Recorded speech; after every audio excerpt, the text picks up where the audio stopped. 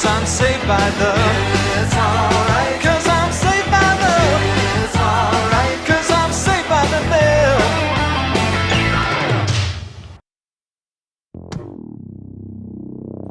Hello, Thurston High School. Today is March 5th. We're bringing you our first Eagle report of the 2021 school year. February was Black History Month. Nichelle Walker spent some time creating a video that shined more positive light on the Black community. Let's go to Nichelle's news report now.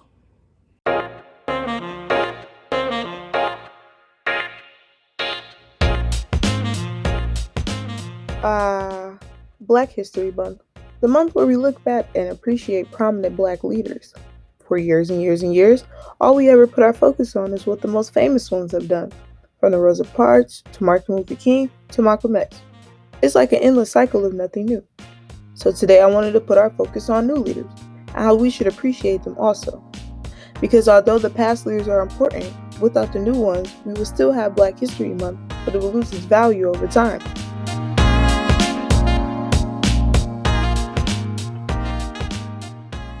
Before, speaking on racial injustice and the struggle in which what people of color go through was looked as a no-go.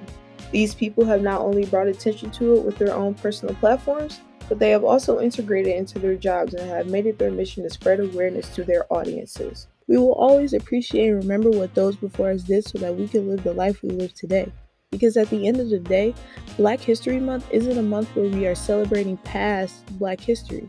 We are also celebrating what we are accomplishing today. Thanks for that report, Nichelle. We are also fortunate to be able to feature Thurston's Poetry Club in this episode of the Eagle Report. Here is Victoria Harnett with the original poem called Silver Bullets. Why would they let those silver bullets take that Black boy's life? Why couldn't they see the terror in his eyes, his head pushed into the dirty cement, saliva sliding through his gritted teeth onto the street pavement for their pleasement? Cleaning off the area where people would see him bleed at because they can't stand a Black man breathing. Like it's their enjoyment to kill us off. And when they get blood on their hands, they clean the scene and their hands off. When all we were doing was trying to still believe in a system that doesn't know how to dot their I's and cross their T's. Can't you see? My people are fed up. How can they keep their heads up? But that's just the white man's bidding. But on the news and even through the White House, they call us thugs and jokes and say we're kidding. While they balance and take us out like we're the ones pivoting. When we're the ones who need the most healing, yet it's something about us. Because they only saw him as a menace to society, endangering criminal variety. But it's crazy how it all works with time, you see. They don't like people like you and me, because we're just a threat to society and endangering variety. It's crazy how they got plots against us. It's just strategy. Keep us high on crack and welfare. And they'll say, want to see circus? Go ahead and watch those Black people burn down a Target. Go see them do flip on a police car during a protest. See them rampage, get angry. They're just how we drew them out to be. But I say we are not a threat. And they steal from us when we have nothing left. When they give us no chance, we will fight back. And that is no cap. And as for that Black boy, a round goes off. It was dead silent. The silver bullets took him out within 2 seconds. People screaming, a mother crying, his blood mixing with his saliva, all while a Black boy laid with silver bullets in his chest dying. All because the police lied and said he was causing a disturbance and being violent when he was trying to grind and trying to avoid conflict. But now he will be forever silent. And to them I say, let my people go. Wow, that poem was outstanding. Thank you, Victoria. Online learning, some love it, some hate it. This video, produced by Akela Wright and Santiago Perez, talks about the advantages and disadvantages of online learning. Hi, today I have here with me Santiago, and we discuss some advantages and disadvantages about online learning. Santiago, what's some advantages about online learning? We have more time to do our homework. We can take our computer wherever we go. We are in the of our home. What is the disadvantage of online classes? Disadvantages are we don't get to interact with our peers as we would in school learning versus online. It's more likely that students are hands-on learners rather than online because, we never did it before. So, it's very new and very difficult, I guess you can say. The last disadvantage is students won't get to experience the fundraisers, pep rallies, the football games, basketball games, and hopefully things look up next year. Well, that wraps up our video. Thanks for watching. Thanks to Kayla and Santiago. Online learning has definitely had advantages and disadvantages this year. Oh yeah, I agree. Mariah Robinson and Latia Hall talked with a few of their friends about the challenges of online learning. Hey you guys, it's Latia and Mariah, and today we'll be asking Thurston students how they feel about the new learning system.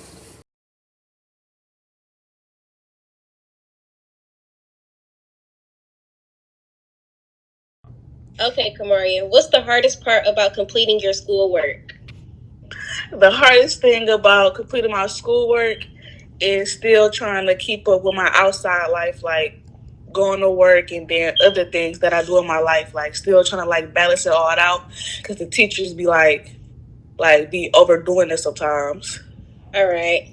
And Jada, how often do you miss your classes? I really don't miss my classes often, but I necessarily don't pay attention.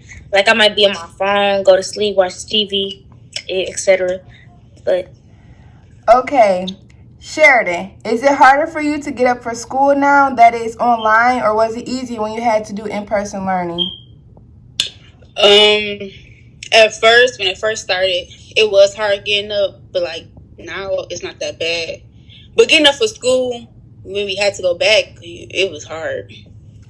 Okay, and a question for all. What's something you wish to change about online learning? well, for me, I say nothing because it's going well already, and it's no possible way to make that situation better. Yeah, I say nothing because it's been going straight for me.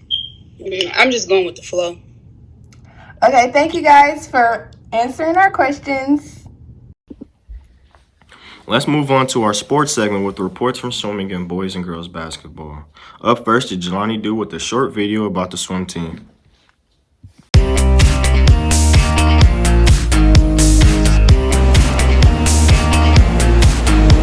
What are your opinions on the swim season this year? Well, I'm glad we are keeping it as safe as possible, and I'm just grateful to have a season. Yeah. Hello, what's your name? My name's Patrick Dillon. What events do you swim? I swim back and free. What is your time inside backstroke? Backstroke for my 100, right now it's 1:17. And free? Free, it's at a minute right now. What is your time on your medley? My best time is 2:48. This year, though, I'm averaging about 2:53. What is your opinion on the swim team this year? We got a decent team this year. I'm shocked by how many freshmen we have. This is the largest team we've had since my freshman year, so. Here is Matt Garges and Bryson Pryor with their report on the boys basketball team.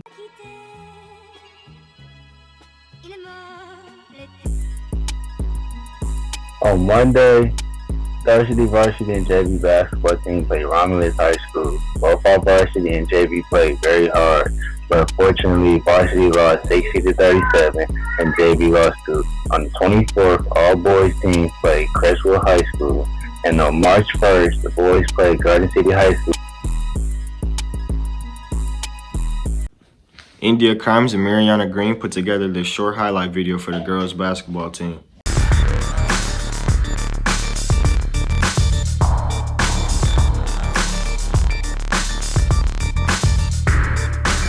The girls' basketball team has had a few games so far, including a recent win against Melvindale. This year's captain is Cyan Williams. The co-captains are Miriam Camara and Alyssa Mamo. Keep up the great work, ladies, and go Eagles!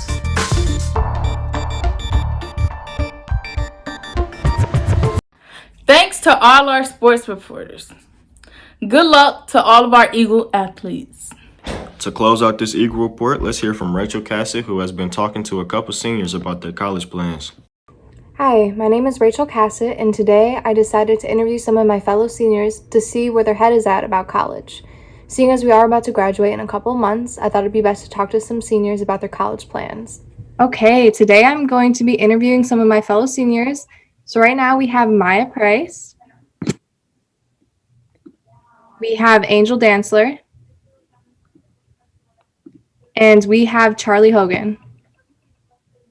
Okay, so just to get started, I just want to pretty much see where you guys are at college-wise, because you guys, we graduate in a couple months, so I want to see what you guys are thinking. So Maya, what colleges have you gotten into, and is there a certain college you're thinking you're about to go to? So far, I've gotten into Eastern Michigan, University of Illinois, Michigan State, CMU, Wayne State, Oregon State, Pepperdine University, and Miami University. I don't really have like one specific one that I'm leaning towards. I'm just kind of waiting for like financial aid to roll in, and then I'll kind of pick where I'm going. Yeah, that sounds about where I'm at too. What about you, Angel?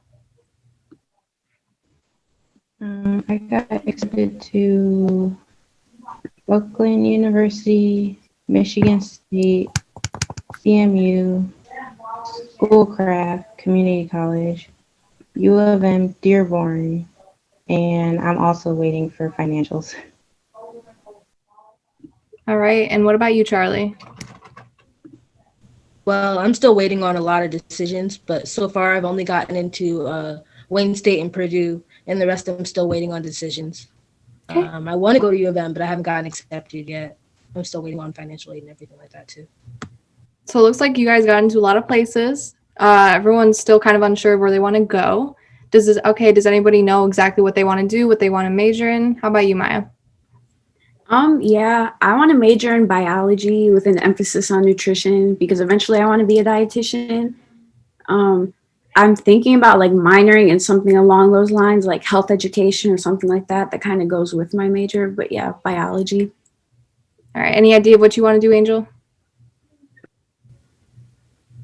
Not at all. But I do have like a few ideas that I'm going to experiment with. I was thinking of engineering, biology, and language. So I'm going to take a few classes of all of them and probably pick something by my second year. Yeah, I feel like a lot of people, including me, don't know what they want to do. What about you, Charlie? Well, I'm planning on majoring in astronomy and astrophysics, possibly with a minor in education or in music theory, but I'm not entirely sure where I'm going to go after all that.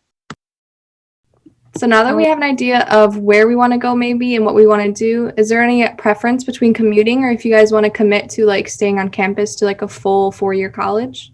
How about you, Maya? Honestly, it just depends on how much money I get towards schools, but I think if I get enough money towards like my tuition, then I want to stay on campus. But obviously if I have to pay like a ton of money, I'll probably end up commuting or doing it from home. Yeah, that sounds smart. What about you, Angel? I would prefer to commute from home, but like Maya said, if I get a whole bunch of money to go there, then I'll probably stay on campus. All right. What about you, Charlie? My mom's actually kicking me out the house after I graduate, so I'm gonna have to either get an apartment or stay on campus somewhere. Okay. Thank you guys so much for talking to me about your college plans and ideas. I think it's very important that a lot of other seniors and even underclassmen understand what goes into the college planning and thinking because there's a lot of hard decisions and choices we have to make. So thank you, Maya, Angel, Charlie. Really appreciated your help. Thank you, Rachel. That was a great insight into college planning that seniors have to do. That's all we have for this report. We'll see you again next month. Have a great day, Eagles, and don't forget to soar.